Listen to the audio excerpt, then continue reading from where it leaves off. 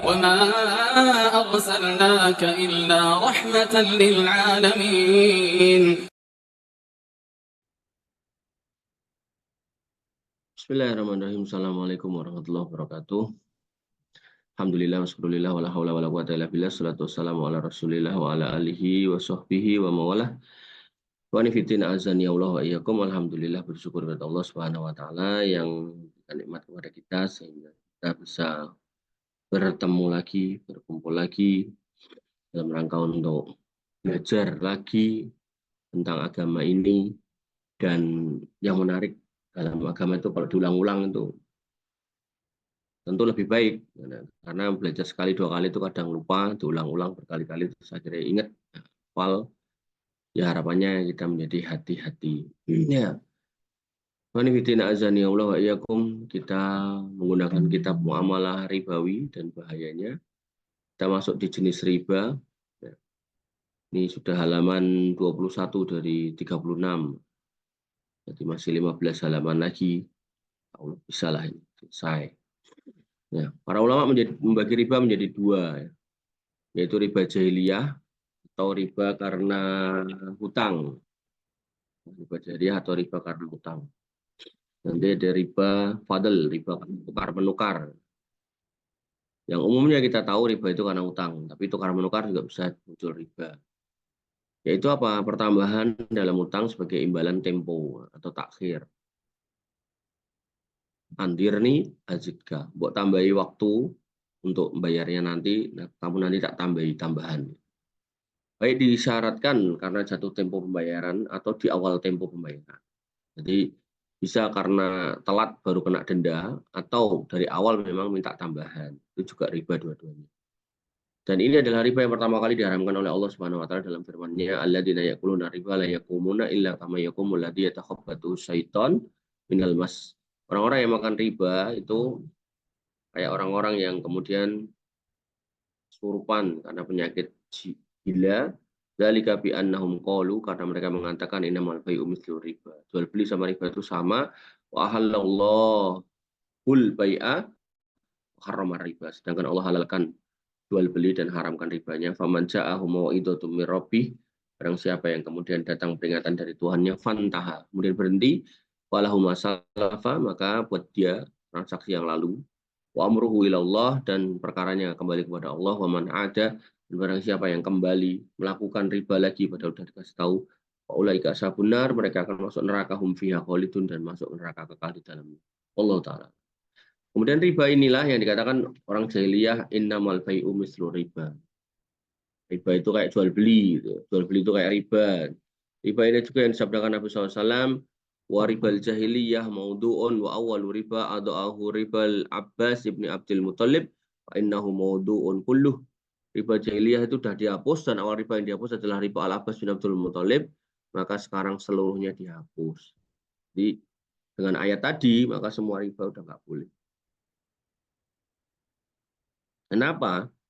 Karena Allah dan Rasulnya mengharamkan kedoliman, memakan harta orang lain dengan batil, dan tambahan yang diambil dari utang, dari orang yang berutang, tanpa adanya underlying, maka itu adalah dosa, kedoliman. Kemudian bentuk aplikasi riba jahiliyah yang pertama riba pada pinjaman, yakni yang direfleksikan pada satu kaidah masa jahiliyah, andirni azidka, mbok kasih tambah tempo, tak tambahin. Misalnya seorang memiliki utang kepada seorang, si A punya utang pada si B, ketika tiba waktu pembayaran, orang yang berutang itu nggak mampu melunasi. Akhirnya dia mengatakan, hey B, tambahi aku waktu membayarnya, maka aku akan memberikan tambah pembayarannya. Utangku 1 juta toh, aku belum punya duit nih, tambahi aku sebulan deh, nanti kamu tak tambah 100. Ya, ini perlambatlah dan tangguhkanlah masa pembayaran, aku akan menambah jumlah utang yang kubayar. Penambahan itu bisa dengan cara melipat gandakan utangnya, atau bila berupa binatang dapat menambah umur binatang, itu juga riba. Utangku kan kambing umur setahun, nanti ya mundur aja, nanti tak ganti kambing umur 2 tahun, itu juga riba. Seperti unta, sapi, kambing dibayar dengan ganti umur yang lebih tua, kalau berupa barang atau uang jumlahnya ditambah, demikian seterusnya. Qatadah menyatakan punya riba di masa jahiliyah bentuknya sebagai berikut, yaitu ada seorang yang menjual barang untuk dibayar secara tunda, Kalau sudah datang waktu pembayarannya, sementara orang yang berutang itu tidak mampu bayar, ia menangguhkan pembayarannya dan menambahkan jumlahnya. Jadi beli kredit sebenarnya. Beli kredit itu kalau kita beli handphone misal 1 juta, ya udah nyicilnya totalnya harus 1 juta. Oh, terlambat nih saya bayar nih. Ntar tak tambahin deh. Gitu. Undur ya, undur 2 bulan lagi ya. Ntar tak tambahin 100 deh, jadi 1 ke 100. Riba itu ya. Makanya jual beli kredit yang seperti itu diharap.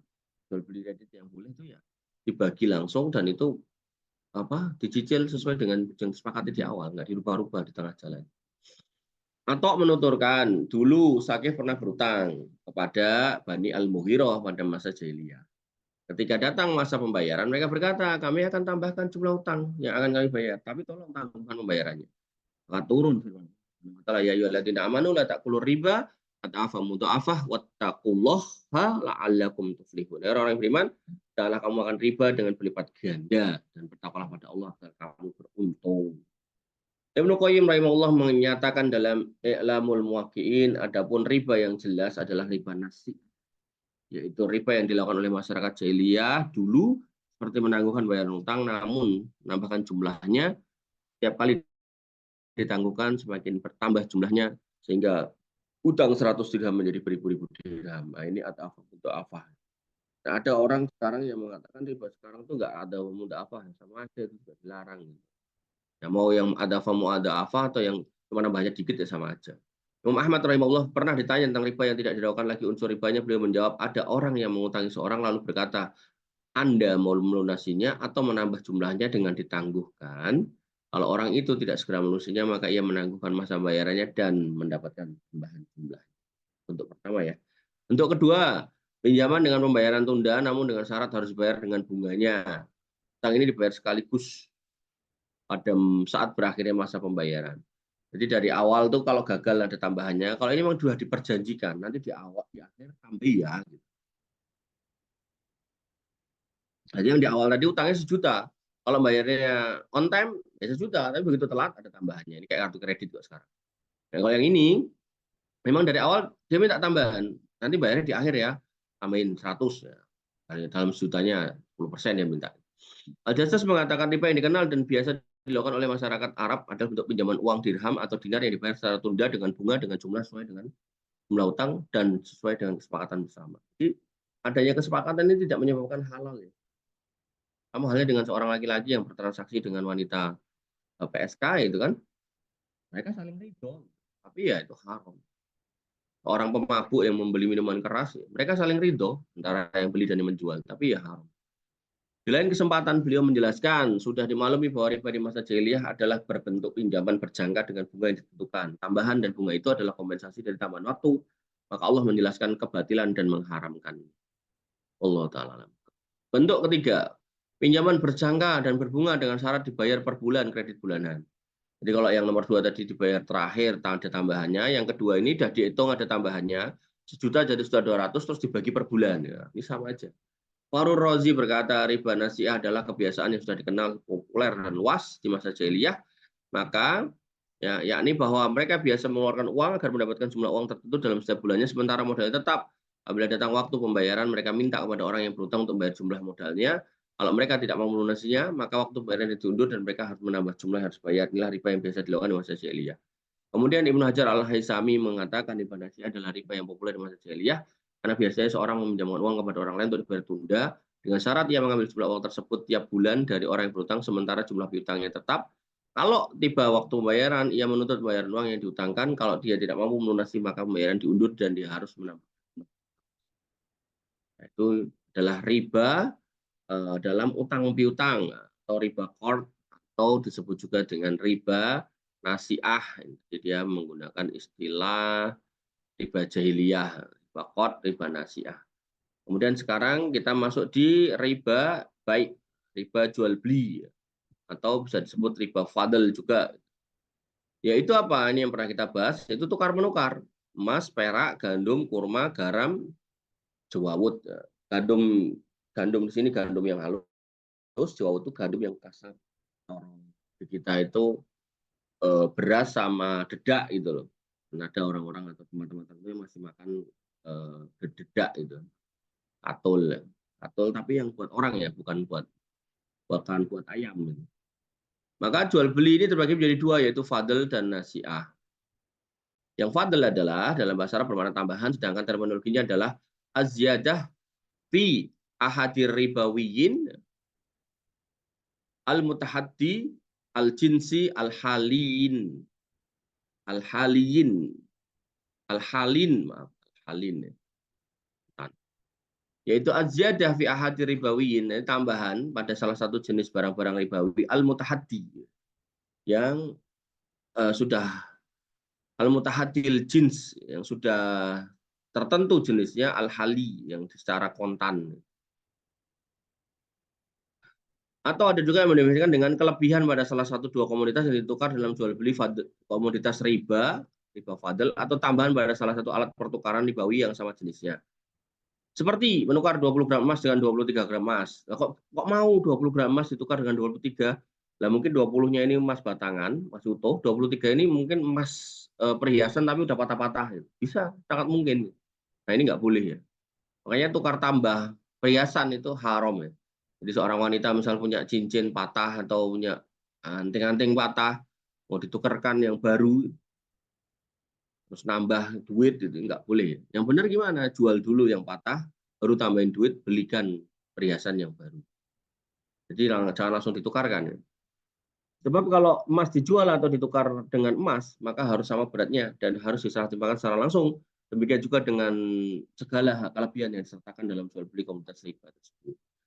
Maka riba fadl ini dilarang dalam syariat dengan dasar. Satu, hadis Ubadah bin Samit radhiyallahu anhu disebutkan bahwa Rasulullah bersabda, "Ad-dhahabu bid-dhahabi," emas tukar emas, wal fiddatu bil fiddati, ya, wal burru bil burri, si gandum jawawut tukar jawawut, was sa'iru bis sa'ir, gandum yang halus tukar gandum halus, watamru bitamri, kurma tukar kurma, wal milhu bil milhi, garam tukar garam, mislan bimislin, maka jenisnya sama, sawaan bisawain, timbangannya harus sama, takarannya harus sama, ya dan biadin tunai. Wa idza ikhtalafat hadhil asnaf, kalau kemudian beda jenis, artinya emas tukar perak, perak tukar garam, garam tukar gandum gitu kan. Wabi'u kaifa syi'tum, silakan kamu jual atau kamu transaksikan terserah kalian, idza kana ya dan biadin, tapi syaratnya harus tunai. Kemudian hadis yang kedua dari Abu Sa'id Al-Khudri, ya, Rasulullah SAW bersabda, la tapi udzahab bidzahab, jangan kau jual dahab dengan dahab, emas dengan emas, illa mislan bimislin, kecuali sama takarannya.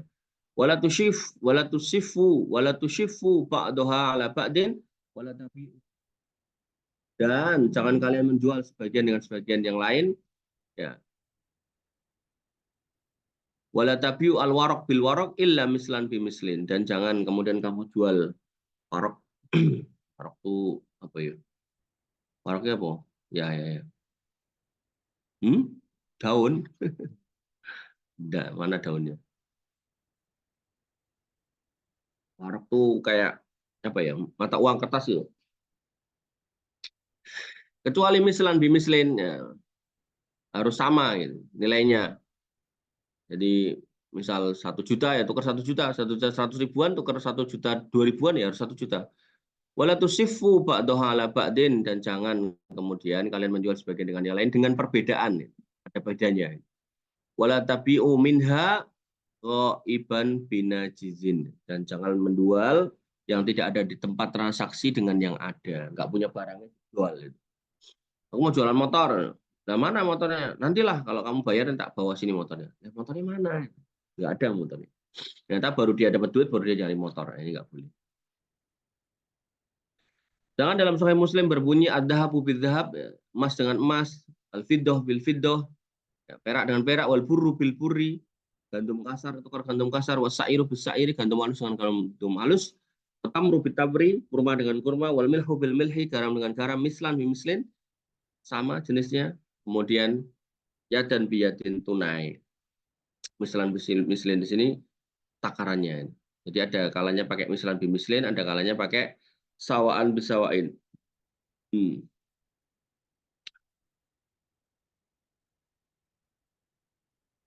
Paman zada awistazada, siapa yang menambah atau minta tambah fakot arba, dia sudah berbuat riba. Berasku semene 10 kilo tukar 12 kilo. Dia minta tuh, maka riba. Al-akhidu wal mu'ti fihi sawa. Yang minta sama yang ngasih sama aja, sama-sama. Kemudian hadis Al-Bara' ibni Azib bin Zaid bin Arqam radhiyallahu anhuma, beliau berkata, "Nah Rasulullah SAW an bai'il wariki bidzahab." Bahwasanya warok itu perak. Bahwasanya Rasulullah SAW melarang dari menjual perak dengan emas dainan secara tak boleh, jadi harus tunai, tukar menukar uang itu harus tunai. Sehingga apa? Kamu kalau mau tukar beras dengan apa namanya? Ini kan di sini kan perak dengan emas nih. Ini sifatnya kan sama tuh, nggak boleh ngutang gitu kan. Nah, tapi kalau kemudian bahan pokok ditukar dengan yang punya nilai atau sama niyah seperti ini boleh diutangkan. Tapi kalau beras sama garam nggak boleh, harus tunai. Beras sama kurma harus tunai. Kurma sama gandum harus tunai. Gandum sama duit boleh ngutang. Gandum sama koin perak boleh ngutang. Itu yang harus dipahami ya. Jadi kalau masih dalam jenis yang sama, yaitu sama niyah, mata uang, emas, perak, itu harus tunai. Walaupun beda tukarannya, emas tukar perak, perak tukar emas, duit dolar tukar rupiah, itu harus tunai. Tapi kalau kemudian sudah beda jenisnya, ya, yaitu sama niyah dengan bahan pokok, gitu kan, maka itu boleh ngutang. Jadi utang beras itu boleh. Gitu. Tapi kalau apa namanya tukar menukar duit, tapi duitnya ini dibayar nanti, ya ini nggak boleh. Atau tukar menukar emas dengan perak, tapi peraknya nggak ada atau emasnya nggak ada, maka ini nggak boleh. Mendingan ditunda tukar menukar. Allah Ta'ala. Diriwayatkan dari Nabi Shallallahu Alaihi Wasallam banyak hadis dalam persoalan ini, sebagaimana di antaranya disebutkan oleh As-Subhi dalam Takmiltul Majmu', yakni sejumlah 20 hadis dalam sebuah pasal tersendiri tentang riba fadl. Ada yang terdapat dalam Sahih Bukhari, Sahih Muslim, ada juga yang diriwayatkan oleh Muslim, namun ada juga yang di luar Sahih Bukhari dan Muslim, ada yang sahih, namun ada juga yang masih diperdebatkan. Hikmah diharamkannya riba fadl. Hikmah diharamkannya riba fadl tidak diketahui oleh banyak orang karena secara dohir jual beli ini tidak manipulasi. Seolah-olah nggak ada manipulasi. Karena satu hal yang logis dan aksiomatik bahwa yang jelek tidak sama dengan yang bagus, yang baik tidak sama dengan yang buruk. Jadi logika manusia itu berpikirnya, ya namanya juga beras jelek, ditukar dengan beras bagus. Ya kalau beras jeleknya lebih banyak ya wajar toh. Sebenarnya kayak gitu logikanya. Contoh kalau satu sok kurma bagus dibeli dengan 2 sok kurma jelek, maka secara logika nggak ada masalah. Lalu di mana letak hikmah pengharamannya? Maka sebelum kita berupaya mencari hikmah tersebut, melalui berbagai tulisan para ulama dalam persoalan ini, maka tidak lupa kita menyebutkan dasar fundamental yang bersifat permanen yang tidak boleh dilupakan dalam persoalan yang sudah rumit ini, yakni bahwa seorang muslim harus mengikuti perintah Allah, baik ia sudah mengetahui hikmahnya atau belum. Ini dulu dipegang. Ya, jadi kalau ada larangan, ada perintah, nggak usah nanya hikmahnya dulu, itu diimani dulu. Karena kadang kita belum nemu hikmahnya. Kadang ada orang tuh yang, pokoknya saya kalau belum ada hikmahnya, saya nggak mau jalanin. Nah, ini salah. Ya kalau ada cukup umur untuk tahu hikmahnya. Kalau nggak tahu, masa nggak jalani? Sholat tuh. Kemarin ada anak muda tuh, sholat tuh. Apa hikmahnya saya sholat? Kayak saya kalau sholat saya dapat apa? Saya jadi apa sih gitu? Ketoknya hebat gitu, tapi sebenarnya itu jahil. Gitu. Cukup bagi dirinya mengetahui bahwa perintah ini memang berasal dari Allah Subhanahu Wa Taala yang Maha mengetahui, yang rahmat dan ilmunya meliputi segala sesuatu, yang segala sesuatunya pasti benar dan penuh keadilan. Allah Azza wa Jalla berfirman, "Wala wa rabbika la yu'minuna hatta yuhaqqimuka syajara bainahum summa la yajidu fi anfusihim harajan mimma qadaita wa yusallimu taslima." Maka demi Tuhanmu, mereka pada akhirnya tidak beriman hingga mereka menjadikan kamu hakim terhadap perkara yang mereka perselisihkan, kemudian mereka tidak merasa dalam hati mereka sesuatu yang keberatan terhadap putusan yang kamu berikan, dan mereka menerima dengan sepenuh hati. Jadi tabiat orang beriman tuh kalau ada perintah larangan tuh disambut tanpa banyak protes, tanpa banyak menanya. Gitu.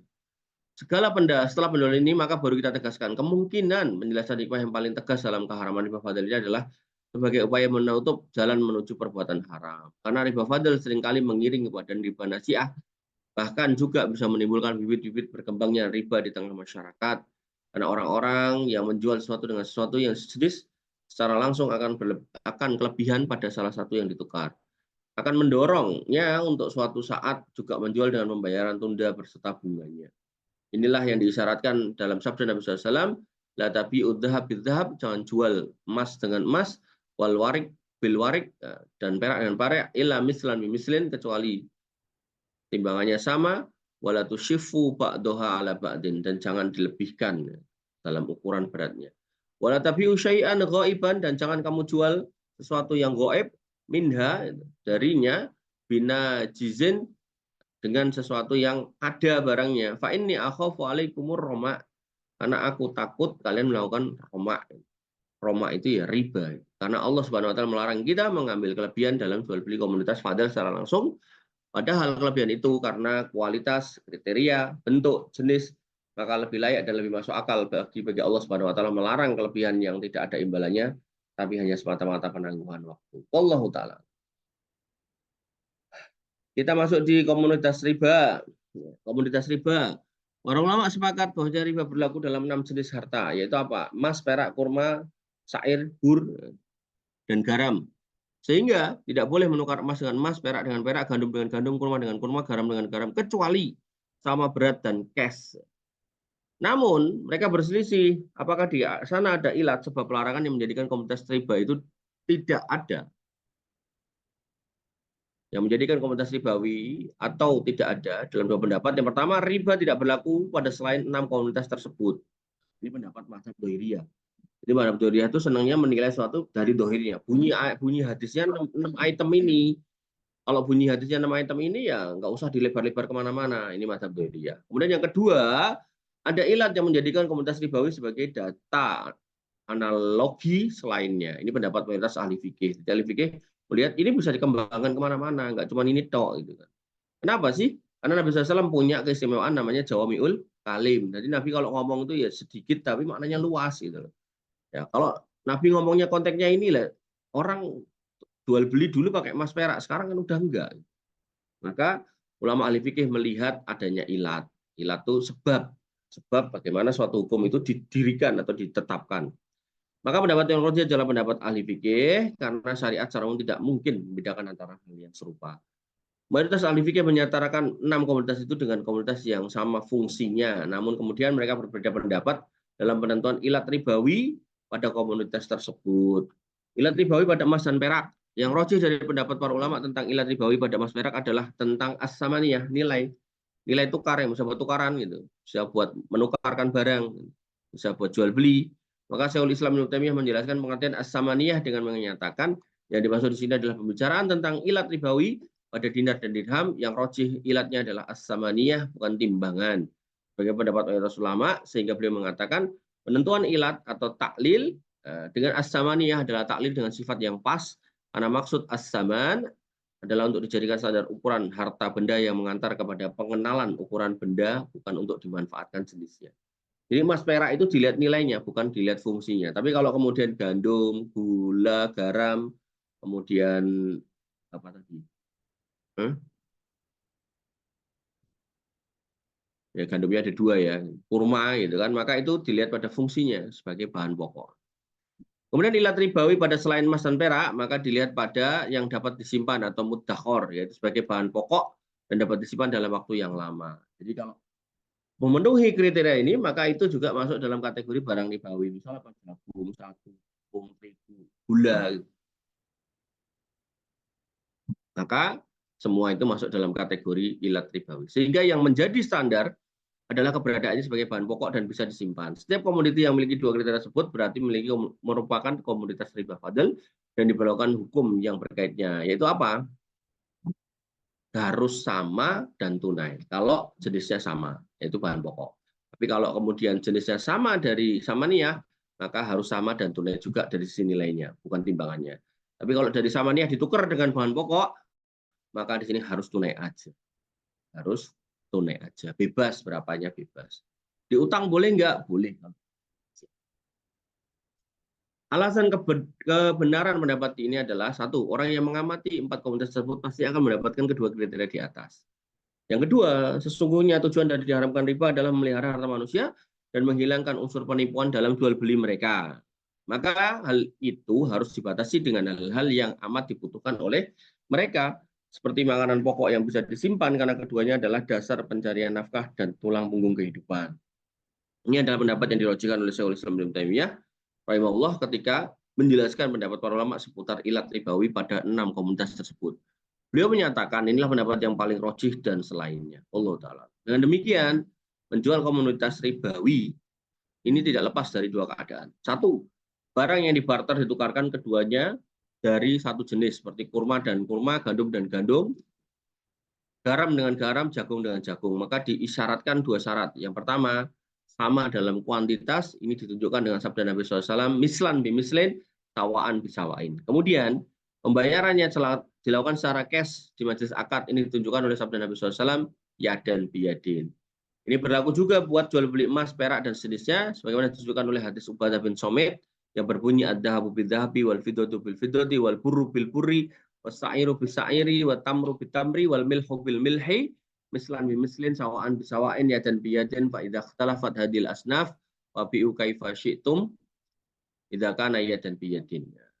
Tukar menukar emas dengan emas, perak dengan perak, gandum dengan gandum, kurma dengan kurma, garam dengan garam, maka beratnya harus sama dan harus diserahkan secara tunai. Kalau beda jenis, maka silakan lakukan sesuka kalian tapi tunai. Ini yang dimaksud dengan kaidah ida bai'u riba bijinsihi wa wajaba at-tamatsulu wattaqabudun. Apabila jual beli riba terjadi pada jenis yang sama, maka wajib sama beratnya dan tunai. Apabila komunitas riba yang ditukar berlainan jenis, maka tidak lepas dari dua keadaan, yaitu berbeda jenis namun sama dengan ilatnya ribawi seperti kurma dengan gandum, garam dengan gandum, kedua jenisnya ini satu ilat yaitu makanan pokok, maka yang terjadi adalah wajib adanya pembayaran secara tunai di majelis akad dan tidak disyaratkan kesamaan kuantitas. Beratnya nggak harus sama. Pada dasarnya adalah hadis Ubadah bin Somit di atas Rasulullah SAW bersabda, wa idza ikhtalafat hadil asnaf fa bi kaifa syi'tum idza kana yadan biyadin. Kalau berlainan jenis maka kamu lakukan jual beli sesuka hati kalian gitu kan. Namun harus secara kontan gitu. Nah, itu kalau beda jenis ribanya atau beda jenis barangnya dari samaniyah ditukar ke emas ditukar perak, perak tukar emas gitu kan, gandum ditukar garam, itu yang penting tunai. Namun dengan demikian bila berbeda jenisnya, namun satu ilat ribawinya, maka wajib dilakukan pembayaran secara cash. Kalau kaidah bi ghairi jinsihi, kalau jenisnya beda, wajib taqabudu faqat, maka wajib tunai saja. Yang kedua, beda komoditas riba yang ditukar dengan jenis dan ilatnya. Emas ditukar gandum, beras tukar perak. Maka apabila berbeda dan ilatnya tidak sama, maka tidak wajib persamaan kuantitas dan pembayaran tunai cash. Ini yang dimaksud dengan wa idza ikhtalafatil illah lam yajib syai'. Jadi kalau kemudian ilatnya beda, jadi emas ditukar gandum, gandum tukar perak gitu kan. Jadi beda, benar-benar beda semuanya, maka nggak ada kewajiban aturan apapun. Jadi bisa ngutang boleh, kemudian nilainya, angkanya beda-beda juga boleh. Wallahu ta'ala. Kemudian kita masuk di riba nasiah. Kita udah riba fadl, riba qard, riba fadl, riba nasiah. Riba nasiah secara etimologi bahasa Arab bermakna pengakhiran. Sedangkan dalam pengertian etimologi ahli fikih adalah pengakhiran serah terima pada salah satu komunitas ribawi pada satu ilatnya pada riba fadl. Takhirul qabd fi ahadir ribawiyin al-mutahaddi fi illati ribal fadl. Yaitu penerimaan salah satu dari barang yang dibarter atau dijual secara tunda pada jual beli komunitas fadl. Salah satu komoditi riba fadl dijual dengan riba fadl lain, seperti emas dijual dengan perak atau sebaliknya, atau mata uang dijual dengan mata uang yang lain, dibolehkan ada ketidaksamaan, namun tetap diharamkan penangguhan. Jadi nggak boleh ditunda. Rupiah tukar dolar harus cash, emas tukar perak harus cash, dan seterusnya harus cash. Jadi berdasarkan sabda Nabi Shallallahu Alaihi Wasallam, kalau berlainan jenis, gitu kan, silakan kalian jual suka kalian, namun harus secara baik. Ini yang bisa kita sampaikan atau kita diskusikan. Kurang lebihnya saya mohon maaf. Saya cukupkan, saya rasa sampai di sini. Alhamdulillah, subhanakallahumma bihamdika, asyhadu an la ilaha illa anta, astaghfiruka wa atubu ilaik. Assalamualaikum warahmatullahi wabarakatuh.